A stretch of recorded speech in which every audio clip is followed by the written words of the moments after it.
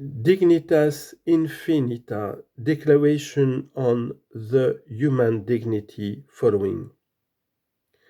A growing awareness of the centrality of human dignity. Number 10.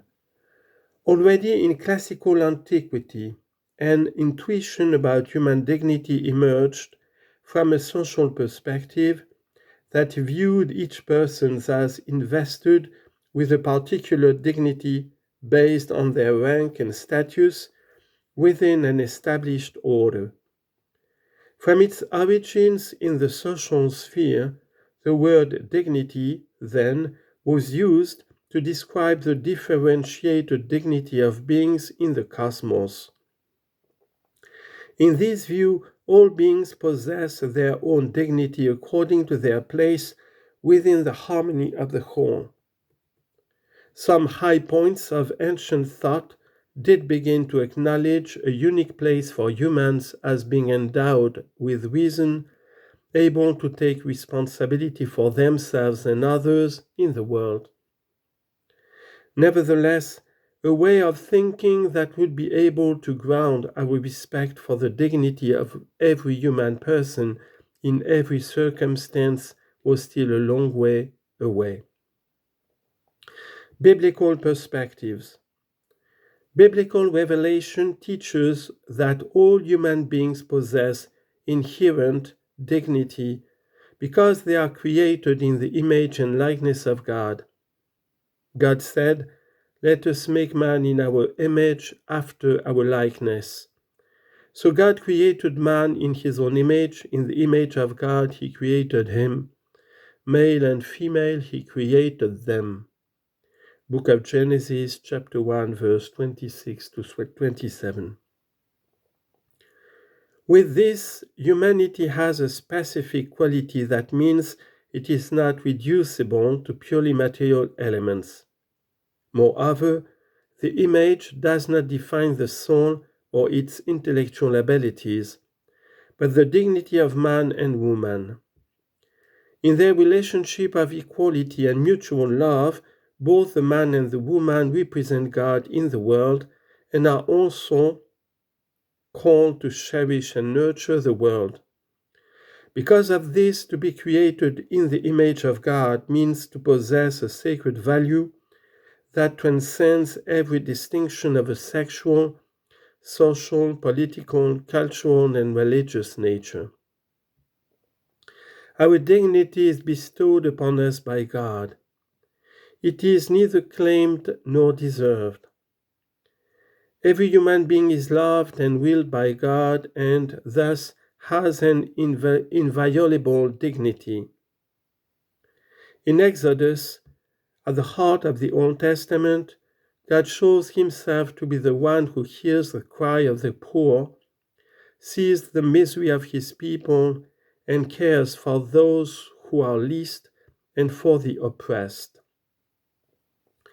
The same teaching can be found in the Deuteronomic Code.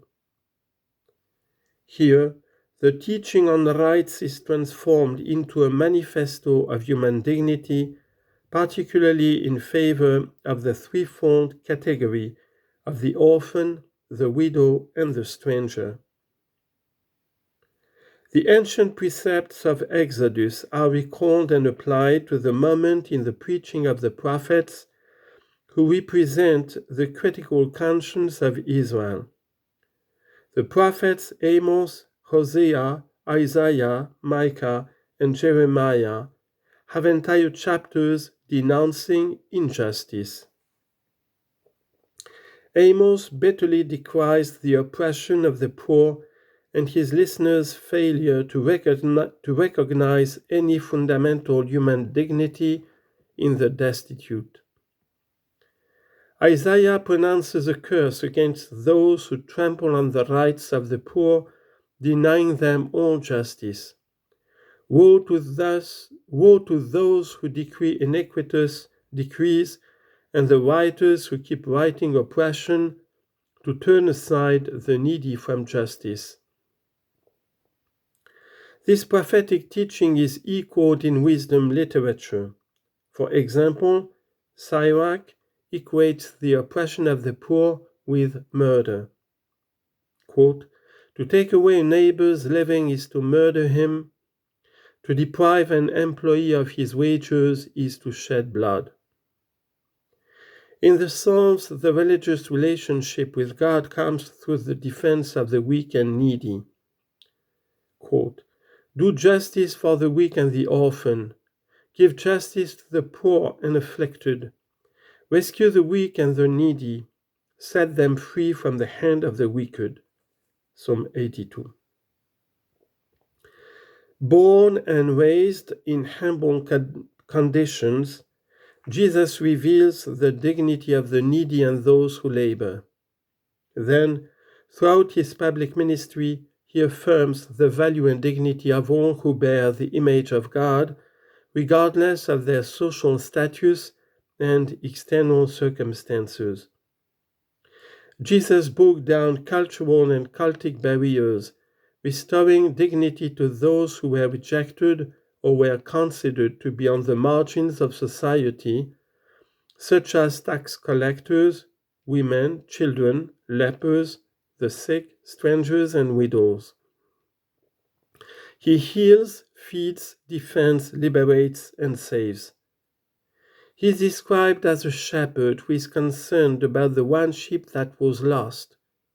He identifies with the least of his brethren. "As you did it to one of the least of these my brethren, you did it to me." In biblical language, the little ones are not only the children, but are also the vulnerable, the most insignificant, the outcast, the oppressed, the discarded, the poor, the marginalized, the unlearned, the sick, and those who are downtrodden by the powerful. The glorious Christ will judge by the love of neighbor that consists in ministering to the hungry, the thirsty, the stranger, the naked, the sick, and the imprisoned, with whom he identifies. For Jesus, the good done to every human being, regardless of the ties of blood or religion, is the single criterion of judgment. The Apostle Paul affirms that every Christian must live according to the requirements of dignity and respect for the rights of all people. Romans chapter 13. According to the new commandment of love. 1 Corinthians chapter 13.